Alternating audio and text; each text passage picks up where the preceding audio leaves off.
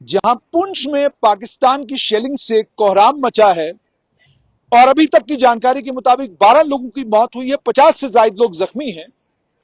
और पुंछ में जिससे भी राब्ता कायम करने की कोशिश की, उन्होंने कहा कि शहर के अंदरून में हालात ठीक नहीं है। और नेशनल कॉन्फ्रेंस के लीडर और एमएलए एजाज जान, एमएलए पुंछ, उन्होंने बताया कि जो शेलिंग इस बार पाकिस्तान ने की है, तारीख में ऐसी शेलिंग हमने पुंछ में नहीं देखी है।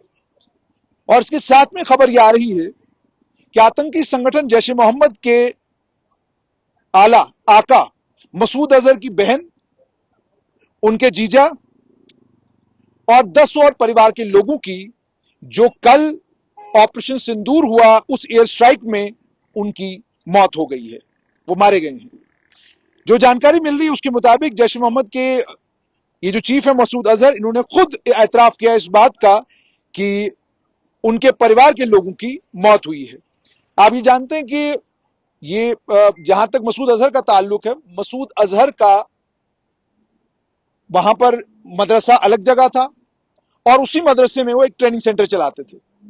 उसी ट्रेनिंग सेंटर पर ताबड़तोड़ हमले कल रात को भारतीय सेना ने किए और उस ताबड़तोड़ हमले में क्या हुआ वो रात को पता नहीं चला।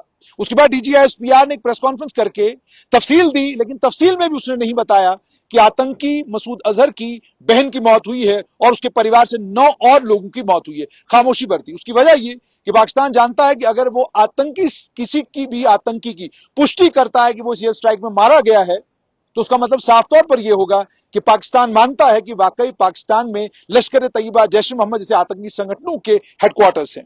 तो कल जो हुआ उसमें 5 टारगेट डिस्ट्रॉय किए गए थे पाकिस्तान के कब्जे वाले जम्मू कश्मीर में, और उसके अलावा 4 टारगेट जो है पंजाब में हिट किए गए थे। लगभग 21 टेरर कैंप, 9 टारगेट्स में 9 जो टारगेट किए गए, 25 मिनट के अंदर अंदर लगभग 1 बजे से लेकर 1:30 बजे तक का ये सारा ऑपरेशन था। और इस 30 मिनट के ऑपरेशन में लगभग 21 के करीब करीब आतंकी कैंप्स को निशाना बनाया गया।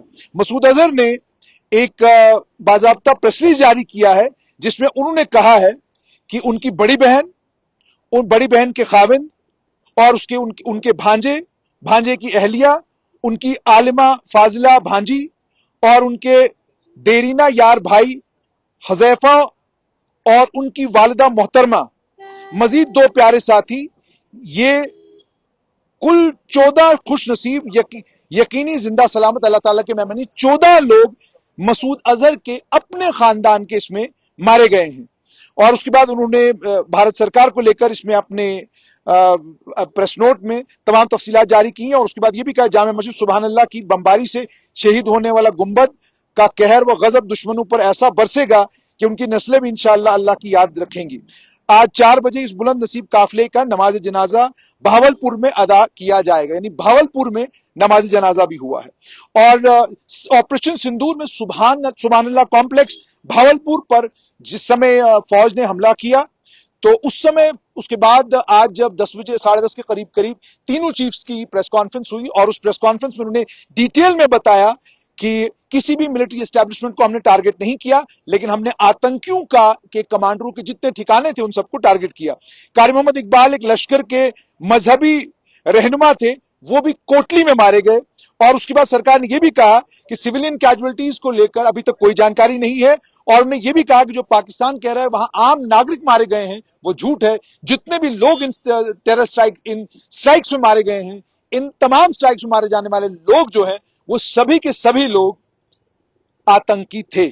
और उसके बाद यह भी कहा गया, ख्वाजा आसिफ ने भी एक बयान दिया, उन्होंने कहा कि ये भारत ने शुरू किया है, अगर भारत पीछे चला जाता है तो उन्होंने इनिशिएटिव लिया है, हमने सिर्फ रिस्पॉन्ड किया है। हम ये कह रहे हैं कि हम कोई भी चीज भारत के खिलाफ शुरू नहीं करेंगे, लेकिन अगर भारत शुरू करता है तो हम जवाब देंगे। और भारत ने भी पाकिस्तान को जबरदस्त तरीके से वार्न किया। उन्होंने कहा कि अगर आपने इस सिचुएशन को एस्केलेट करने की कोशिश की तो इसके नतीजे जो हैं बहुत खतरनाक होंगे। यह भी उन्होंने कहा कि इस पूरी कार्रवाई में किसी मिलिट्री एस्टेब्लिशमेंट को टारगेट नहीं किया गया, कोई सिविलियन कैजुअलिटी नहीं है। और यह भी कहा गया कि अगर पाकिस्तान कोई भी बदमाशी करता है तो उसका जवाब देने के लिए भारतीय सेना तैयार है। अब ज्यादा मसूद अजहर का ताल्लुक है, कौन है मसूद अजहर?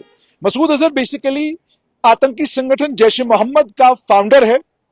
इसके टेरर आउटफिट ने बहुत सारी आतंकी वारदातें भारत में की हैं, जिसमें 2001 का पार्लियामेंट अटैक दिल्ली में, 2016 का पठानकोट एयरबेस का अटैक, 2019 में पुलवामा का हमला जिसमें 40 सीआरपीएफ के जवान शहीद हुए थे। जहां तक मसूद अजहर का ताल्लुक है, उसको लेकर यह कहा जा रहा है कि पिछले कई सालों से मसूद अजहर बिल्कुल गुम है, और अचानक मसूद अजहर कहीं पर उसका कोई एक वीडियो आता है जिस वीडियो में वो तकरीर करता नजर आता है, लेकिन आमतौर पर वो दिखाई नहीं देता।